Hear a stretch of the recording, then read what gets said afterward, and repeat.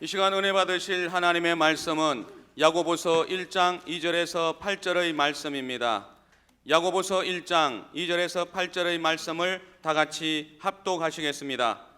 내 형제들아, 너희가 여러 가지 시험을 당하거든 온전히 기쁘게 여기라. 이는 너희 믿음의 시련이 인내를 만들어내는 줄 너희가 알미라. 인내를 온전히 이루라. 이는 너희로 온전하고 구비하여 조금도 부족함이 없게 하려 함이라. 너희 중에 누구든지 지혜가 부족하거든 모든 사람에게 후히 주시고 꾸짖지 아니하시는 하나님께 구하라. 그리하면 주시리라. 오직 믿음으로 구하고 조금도 의심하지 말라. 의심하는 자는 마치 바람에 밀려 요동하는 바다 물결 같으니 이런 사람은 무엇이든지 주께 얻기를 생각하지 말라. 두 마음을 품어 모든 일에 정함이 없는 자로다. 아멘. 좋은 날입니다. 좋으신 하나님을 배울 수 있기 때문이죠. 오늘 주님이 우리에게 격려, 위로, 힘, 치유 그리고 승리를 안겨 주실 것입니다. 오늘 본문을 중심으로 고난과 시련을 극복하는 길, 이 같은 제목을 가지고 함께 잠시 은혜 나누기를 원합니다. 사람이 살아가는 동안에 예기치 않는 시련과 고난을 겪을 때가 있습니다. 육체의 질병으로 시달릴 때가 있고 또 경제적으로 어려움을 당할 때도 있어요. 인간적인 문제 때문에 관계의 문제가 결국 아픔이 되고 고통이 되는 그런 때가 있습니다.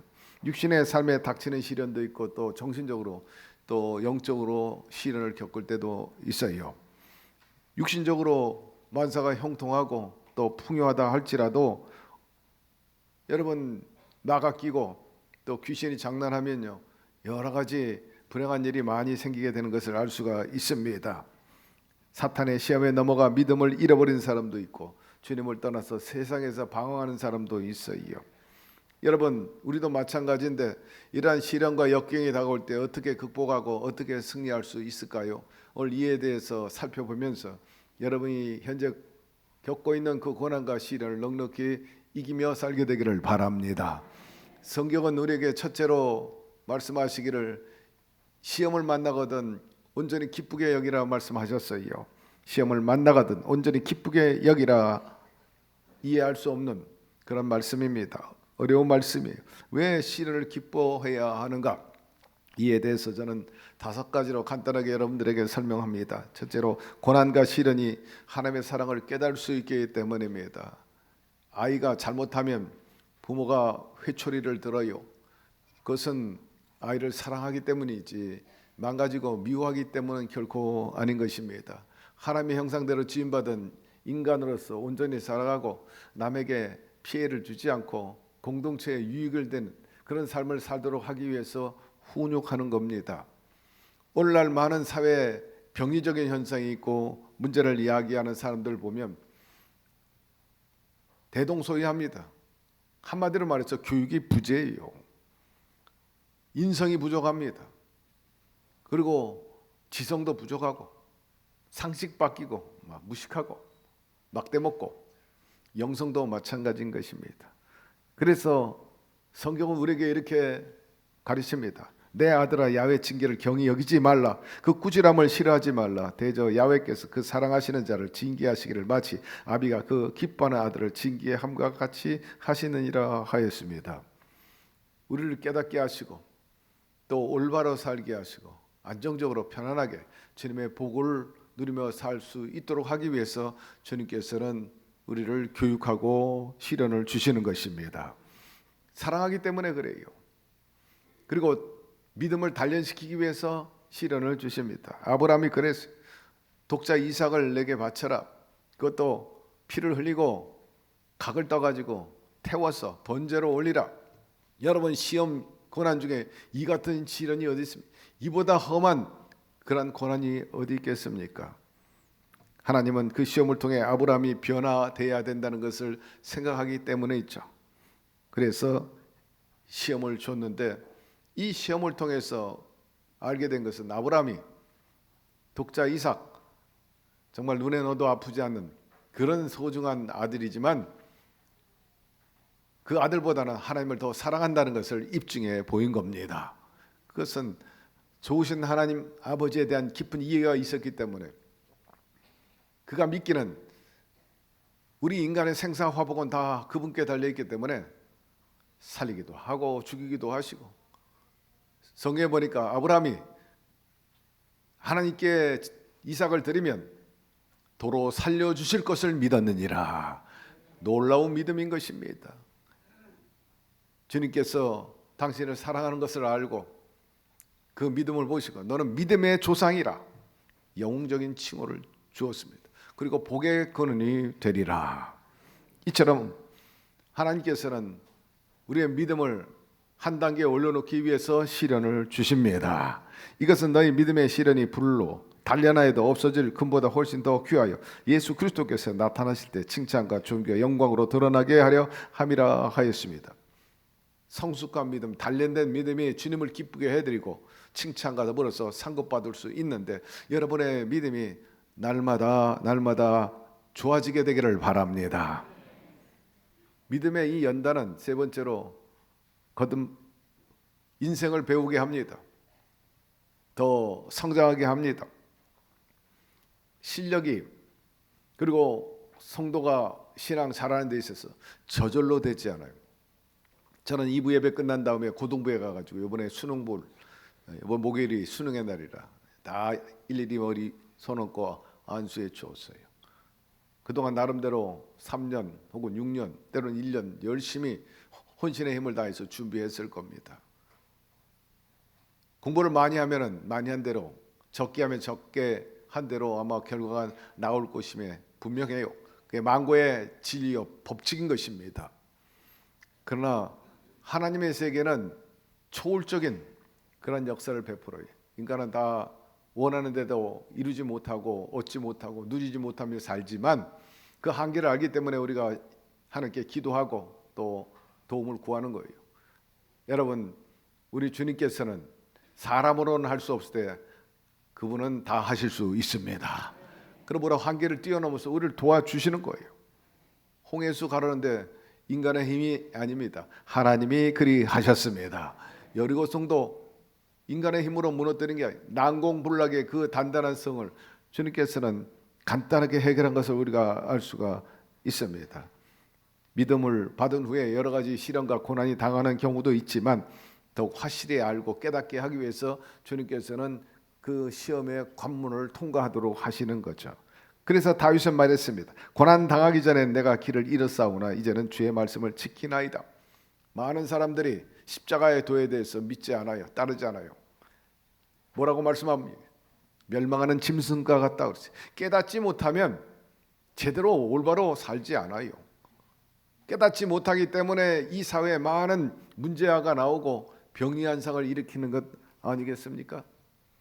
부유한 집의 자식이라고 해서 반듯하게 사느냐? 결코 그렇지 않아요. 결손가정이라고 해서 문제가 나온 게 아닙니다. 여러분, 어느 집안이든지 깨닫는 자가 여러분 온전히 살아가고 이 사회에 이배하지 수 있는데, 우리 모두와 여러분의 자녀들이 깨닫는 자가 되기를 바라고, 그리고 십자가도를 깨달아서 능력 있는 삶을 살게 되기를 주의 이름으로 축복합니다. 다윗이 고백하기를 고난당하는 것이 내게 유익하오니 이로써 내가 주의 법규들을 배우게 되었나이다. 다윗은 많은 경험을 통해서 하나님의 법규, 하나님의 말씀이 소중하다는 걸 알았어요. 이 말씀이 삶의 경쟁력이 되고 성공이 되고 행복을 가져오고 온전하게 한다는 것을 알았어요. 그래서 이전에는 자기 생각과 판단대로, 자기 상식대로, 고집대로 살았는데 그렇게 하지 않는다는 거예요. 이제 하나님 말씀대로 산다. 그렇게 사는 것보다 훨씬 하나님 말씀대로, 계도하는 대로 따라가니까 이게 훨씬 좋고 결과도 좋고 행복하고 경쟁력이 있더라. 여러분, 이런 깨달음이 있기를 바라고 그리 살기를 축복합니다. 그리고 네 번째, 그리스도의 영광에 참여하기 위해 고난을 허락하셨습니다. 이 땅에서 예수 믿는 사람의 고난에 참여함으로 장차 다가올 영광을 우리가 그분과 함께 누리게 되는 거죠. 자녀이면 상속자, 곧 하나님의 상속자여 그리스도와 공동 상속자니 그가 그분과 함께 고난당하면 이것은 우리가 함께 영광도 받으려 함이니 내가 생각하건대 현재 고난들은 앞으로 우리 안에 나타날 영광과 좋게 비교할 수 없다 했습니다. 공동 운명이라. 그분이 고난당하면 같이 고난당하고 그분이 영광을 누리면 같이 영광을 누리는 뗄 수 없는 그런 관계가 되었다는 거예요. 그래서 너희들이 십자가의 은혜를 얻으려면 그 축복을 얻으려면 너희도 자기 십자가를 지고 따를 것이나 말씀하고 있어요. 여러분, 이 같은 여러 가지 이유로 고난과 시련을 우리에게 주십니다. 고난의 대명사하면 바로 욥입니다. 욥 뭐 이루 말로 다 할 수 없는 고난과 시련과 수치를 당했죠. 그분이 말하기를 그러나 내가 가는 길을 그분께서 아시나니 그분께서 나를 단련하신 뒤에는 내가 정금같이 되어 나와오리라. 사랑하는 성도 여러분, 오늘 당하는 시련과 역경이 있다면 분명 주님의 섭리가 있을 거예요. 뜻이 있을 거예요. 그리고 분명한 유익이 있을 것입니다. 그런 결과를 도출하게 되기를 축복합니다. 두 번째, 시련과 역경이 온다 해서 원망 불평하지 말고 오히려 기도하고 찬송하시기를 바랍니다. 고난은 두 가지, 내가 잘못해가지고 오는 고난이 있고 또 하나님의 섭리가 있어가지고 이 고난을 통해서 뭔가 이루기를 위해서 주는 고난, 이 두 가지가 있어요. 그러나 이 고난은 여러분 반드시 주님께서 섭리 가운데 좋은 곳으로 이끌어 주실 것입니다. 특별히 고난이 다가오고들랑 원망 불평하지 말고 찬송하고 기도하시기를 바랍니다. 사도 바울과 실라가 복음 전하다가 전혀 예기치 않게 또 억울하게 감옥에 갇혔습니다. 착고에 치였어요. 제대로 앉지도 못하고 누울 수도 없었어요. 감시에 시간 감시를 당했습니다. 그들은 억울하게 매를 맞고 툭 당했지만 성경에 보니까 한 번도 원망 불평한 적이 없어. 오히려 하나님께 기도하고 찬양을 드린 것을 우리가 알 수가 있습니다. 여러분들이 이런 경험 있나요? 복음 전하다가 억울한 일, 불이익 당한 적이 있습니까? 그럴 때 어떤 마음이 들까? 어떤 자세를 취했을까 생각해 보시기 바랍니다. 영광스러운 핍박이 아닌 다음에 우리가 간혹 갑작스럽게 몸이 아파가지고 힘이 앓는 경우가 있어요. 부도가 날 때도 있고 경제가 어려워서 먹고 살기 힘들 때도 있죠. 자녀가 예기치 않게 탈선해가지고 문제를 야기합니다. 또 사탄의 꾀임에 넘어가지고 마가 껴서 부부 사랑에 금이 갑니다. 직장에서 진급이 안 될 때, 더 이상 일하지 못하게 될 때, 여러분 이럴 때 하나님에 대해서 뭐라고 말하겠습니까? 대체로 사람들은 오직 나 자신을 위해 살면서 조금만 어려움이 오고 고통이 오면 곧바로 남이 탓해. 자기 탓은 별로 안 해요. 부모 탓, 형제 탓, 이웃 탓, 공동체 탓, 나라 탓. 자기는 잘못이 없어.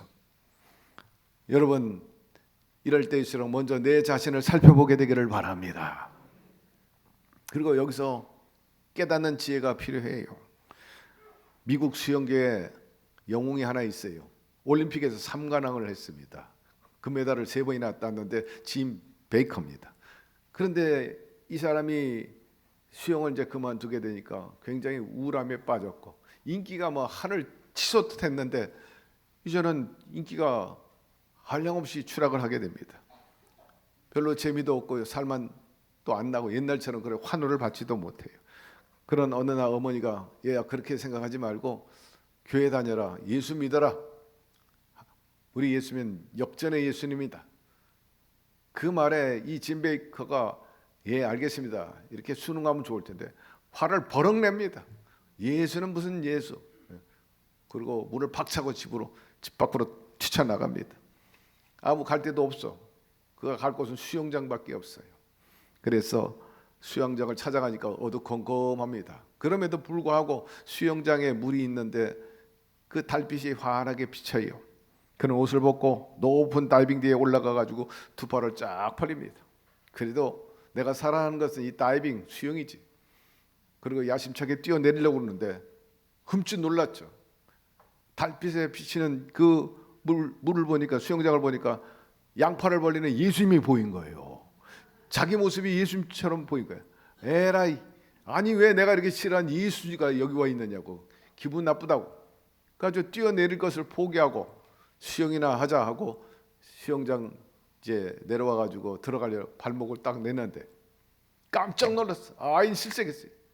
아니 수영장 물이 자기 키를 훨씬 넘어야 되는데 이 고인 물이 무릎도 안 차는 거예요. 불사.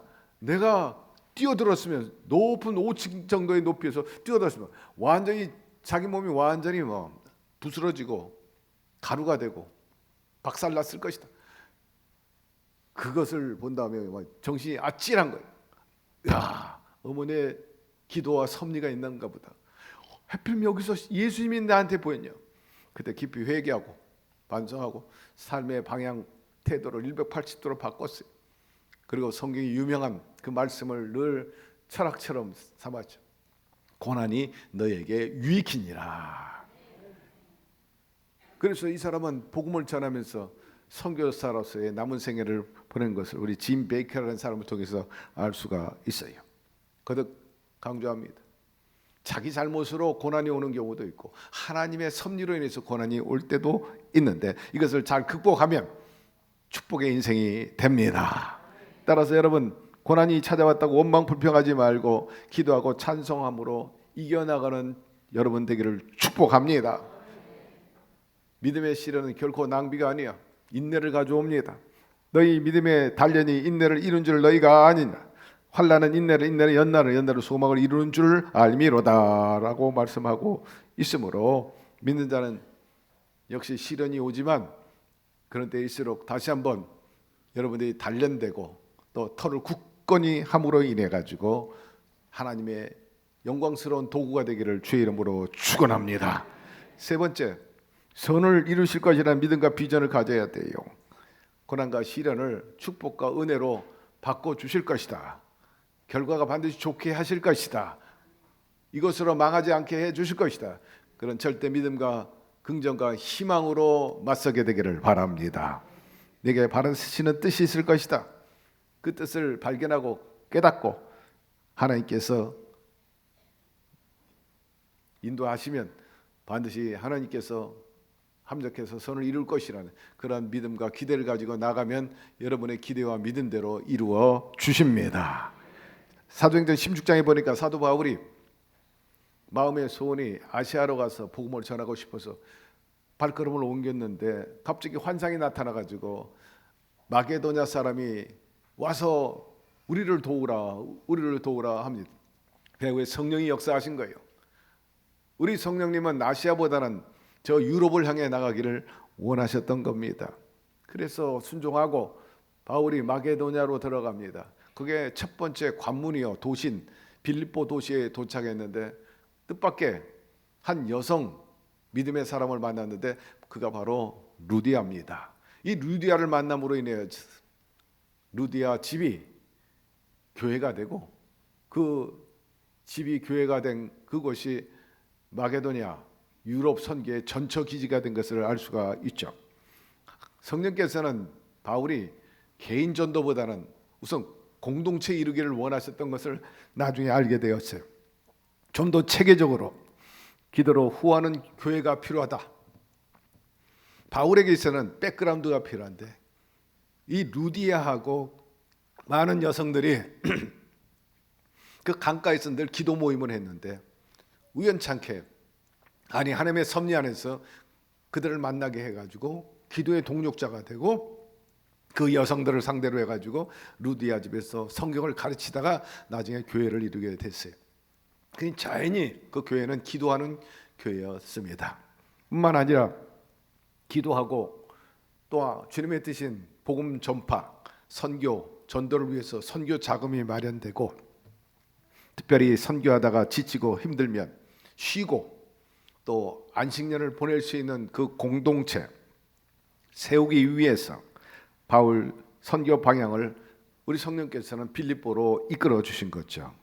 사도행전에 보면 바울을 최고로 걱정하며 기도해 준 그룹이 바로 이 빌립보 교회입니다. 어려울 때마다 또 물질이 필요할 때마다 선교비 헌금을 보내준 것도 또 이 빌립보 교회입니다. 사도 바울이 그 빌립보에 가게 된 것은 전적으로 바로 이런 그룹을 만나고 교회를 세우기 위함이었던 거죠. 그런데 루디아를 만난 것만 천군 만마를 얻은 셈이 됩니다. 그런데 거기서 또 다른 여자를 만나게 돼요. 그 여자는 루디아와 180도로 다른 여자입니다. 완전히 성령에 취한 게 아니라 귀신에 취했어요. 귀신 들린 여자예요. 점치는 여인이었습니다. 그가 빌립보에 가가지고 하나 깨달은 것은 그 전까지는 사도 바울이 여성들하고 동역하지 않았어요. 물론 오래전부터 하나님께서 여성들을 많이 사용하시고 예수님 시대 때도 주님이 많은 여성들과 더불어 사역했고, 특별히 마가의 어머니 마리아 부유한 집의 여성이었기 때문에 자기 집을 항상 예수님과 제자들이 머물고 기도하고 또 만찬도 할 수 있는 그 자리를 제공했던 그 여인입니다. 특별히 사도행전에 나오는 마가 요한의 다락방, 그것이 바로 이 마리아의 집이었어요. 시대를 초월해서 항상 여성들이 큰 일을 했음에 틀림이 없는데, 사도 바울의 입장에서는 루디안을 만나기 처음에 이제 체험하게 된 거죠. 아, 여성들도 믿음이 굉장하구나, 이렇게 헌신들도 많이 하고 기도의 동역자가 돼 참 좋다. 그래서 여성 사역자에 대해서 굉장히 긍정적이고 또 높이 평가한 것을 우리가 알 수가 있는데, 여성이라고 다 성령 충만하고 기도 많이 하느냐? 그렇지 않더라. 여기서 만난 한 여인은 완전히 막 귀신의 종이 된 겁니다. 이 사람은 점을 치고 또 무당 일을 하고 있었는데 대신 복채를 많이 받았어요. 복채를 많이 받았어요. 그런데 이 복채를 이 여인이 취하는 게 아니라 그 뒤에서 조종하는 남자들이 있었어요. 한 사람도 아니고 여러 사람이 있다고 성경이 말씀하고 있어요. 한마디로 말해서 이 여인은 굉장히 불쌍한 여인이야. 귀신 들리고 점은 치되 그 돈은 그 뒤에서 막 인신매매하듯이 그들이 다 가져가 버리는 거예요. 17절에 보니 성경에 보면 이 무당이 바울 일행을 보고 뭐라고 말하는지를 나와 소리질러 가로되 이 사람들은 지극히 높은 하나님의 종으로 구원의 길을 너희에게 전하는 자라 말씀하고 있어요. 여러분, 이 귀신 들린 여인이 바울에 대해서, 그 일행에 대해서 어떤 사람들이 단박에 알았어. 하나님의 사람이라, 복음을 전한 사람이라 하는 것을 알았죠. 여러분, 예수님을 다른 사람은 못 알아보지만 귀신 들린 사람들은 정확하게 알아요. 거라사 광인도 예수님을 처음 만날 때, 아니 당신은 하나님의 아들인데 어찌 이런 무덤가에 주님이 오십니까? 대번에 알았습니다.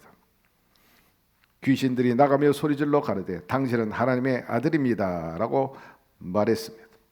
따라서 여러분들 예수 잘 믿는지 가짜인지 누가 잘하느냐, 여러분 귀신 들린 사람 앞에 서보게 되기를 바랍니다. 그럼 여러분들이 진짜인지 가짜인지. 어떤 집사님이 점 보러 갔대요. 근데 점 치는 사람이 한마디로 당신 예수 믿는다고 하는데 제대로 믿으세요 그러더라는 거예요. 그래서 야단만 맞고 왔다. 창피한 노릇입니다. 귀신은 단박에 아는 거죠. 영의 문제를 알기 때문에. 18절에 보면 예수 증인 바울이 여종에게 귀신 쫓아내주는 것을 볼 수 있어요. 여러분, 무당이나 또 귀신 들린 사람이 우리를 향해서 너 예수쟁이지? 그렇게 말할 때 그 소리 듣게 되기를 바랍니다. 우리가 기도하는 곳에 가다가 점치는 귀신 들린 여종 하나를 만나니 점으로 그 주인들에게 큰 이익을 주니라 하였습니다. 사도 바울이 성령이 가라는 곳으로 갔더니 바로 루디아를 만나게 되었습니다. 그런데 또 성령께서 보내준 이유가 있었어요. 귀신 들린 그 여인을 만나게 한 거죠. 자유케 하기 위함입니다. 이 귀신 들린 여인을 갖다 고쳐주니까 이제 돈을 못 보니까 뒤에서 사주하는 사람들이 사도 바울을 고발해 버린 거죠. 그로 인해 가지고 이제 빌립보 감옥에 가게 된 거예요. 한마디로 잘하고 있었는데, 잘 나가고 있었는데 결국 그것도 걸린 겁니다. 자, 그러면 결과가 나쁘냐? 결코 그렇지 않았다. 감옥에 갔는 그 빌립보 감옥에서 하나님께서 놀라운 기적을 베풀잖아요. 그들이 원망 불평하지 않고 기도하고 찬양할 때 지진이 일어나게 해가지고 막 옥토가 흔들리고 옥문이 열리고 착고가 풀리고 이제 자유몸이 되었어요. 깜방에 가 보니까 간수가 깜짝 놀랐어. 죄수가 있어야 되는데 온데간데 없이 막 사라져 버렸어요. 행방불명. 이제는 나는 죽었다. 제대로 내가 지키지 못했구나. 그래가지고 자기에게 큰 화가 있을 줄 알고 스스로 목숨을 끊으려고 할 때, 그때 바울이 나타나가지고 멈추세요. 우리는 아직 여기 있습니다. 덧붙여 하신 말씀이 주 예수를 믿으라. 그리하면 너와 네 집이 구원을 얻으리라. 하나님 앞에 의미 없는 사건은 없다. 크고 작은 하나님의 섭리가 있는 것입니다. 그러므로 여러분 어떤 시련이 닥쳐온다 할지라도 원망 불평하지 말고 하나님께서 능하신 팔로 합력해 좋은 결과를 도출해 줄 것을 의심 없이 믿으시기를 바랍니다. 시험을 참는 자는 복이 있도다. 이것에 옳다 인정함을 받은 후에 주께서 자기를 사랑하는 자들에게 약속하신 생명의 멸관을 얻을 것임이라 말씀하고 있어요. 우리가 시험과 시련을 당할 때 홀로 당하게 하지 않아요. 그분은 물 가운데 불 가운데 지날지라도 함께하여 주십니다. 모든 은혜의 하나님 그 그리스도의 안에서 너희를 부르사 자기의 영원한 영광에 들어가게 하신 이가 잠깐 고난을 받은 너희를 친히 온전케 하시며 굳게 하시며 강하게 하시며 더를 경건케 하시리라 말씀했습니다. 욥은 시험의 대명사입니다. 정말 말할 수 없는 고난을 겪었죠. 그런데 자기가 하나님으로부터 시험 받은 것에 대한 결과, 깨달음, 그리고 결론이 있었어요. 그것은 이렇게 말합니다. 나를 단련하신 후에는 내가 숨금같이 정금같이 나아오리라. 참으로 위대한 신앙 고백이에요. 원망 불평하지 않고 다 하나님의 섭리로 받아들였다. 기상학자들이 말합니다. 가령 이 지구촌에 태풍을 불어오게 합니다. 그것은 지구를 건강하게 하기 위함이라. 그래서 가끔 태풍이 필요하대요. 우리 인생도 마찬가지. 건강하고 바른 신앙, 거룩한 인격을 갖추기 위해서 필요한 때에 하나님께서는 우리에게 시련이라는 태풍을 불어오게 하시는 거죠. 말씀 마무리합니다. 이런 예기치 않은 시련과 역경이 갑자기 다가올 때 어떻게 이겨나갑니까? 이럴 때 함께 해주는 사람이 필요해요. 여러분들의 길 동무는 누구입니까? 불교에서 말하는 인생은 고해의 바다다. 고해다. 고생의 고난의 바다. 고해라고 그러죠. 그러니까 인생 끝없이 시련과 역경이 다가오는 것을 비유한 것입니다. 그렇게 힘든 인생길을 살아가는 중에 어떤 사람들에게서 아주 유독 힘든 시절을 겪게 하는 것을 볼 수 있어요.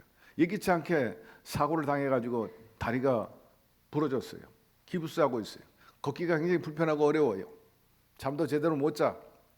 그런데 이런 사람 앞길에 아스팔트가 깔려 있지 않고 비포장도로 산길같이 울퉁불퉁하고 돌이 많은 돌짝밭과 같은 그런 길이 펼쳐질 때 말입니다. 정말 유독 엎친 데 덮친 격이죠. 정말 힘듭니다. 그럴 때 여러분 기댈 동무가 있어야 돼요. 보호해주고 함께 해줄 친구가 있어야 됩니다. 저는 한 20일 전에 백내장 시술을 했어요. 처음에 적응하기가 쉽지 않았어요. 시술하고 나오고 한 2, 3일 동안은 초점도 잘 안 맞추고 한참 적응해야 되기 때문에 보통 한 달 반 정도 돼야 정착이 된다고 그래요. 우리 교회 앞에 건널목을 지나가는데 시술한 다음 날 조금 스스로 약간 불안한 느낌이 들었어요. 왜? 시야가 약간 흔들리는 그런 느낌이 왔어요. 주저함없이 제 옆에 있는 제 아내 손을 탁 잡았어요. 모처럼 잡았어요. 그렇게 따뜻한 줄 몰랐지. 그렇게 부드러운 줄 몰랐어요. 덕분에 아내의 손을 잡으면서 새로운 그 애정 같은 걸 느끼게 되는데, 여러분 인생길 가는 데 있어서 반드시 친구가 있어야 됩니다. 항상 건강한 게 아니에요. 항상 혼자 도움 없이 내가 얼마든지 잘 먹고 잘 살고 늘 제가 얘기하잖아요. 당신 없으면 못 삽니다. 그런 고백하며 살게 되기를 바랍니다. 당신 없어도 산다고? 여러분 어리석은 말입니다. 길동무가 있어야 되고 지켜줘야 되고 부축해줘야 할 사람이 있는 거예요. 오늘 여기 현희진 집사님 네 분이 앉아 계신데 여러분 서로 90세가 다 되시는데 의지하면서 이렇게 보셔요. 근데 주님께서 도우셔가지고 뇌출혈에서도 회복되고 휠체어 다니시다가 휠체어 벗고 지팡이 짚고 다니다가 지금 이제 지팡이도 없이 다녀요. 할렐루야. 하나님의 은혜인 것입니다.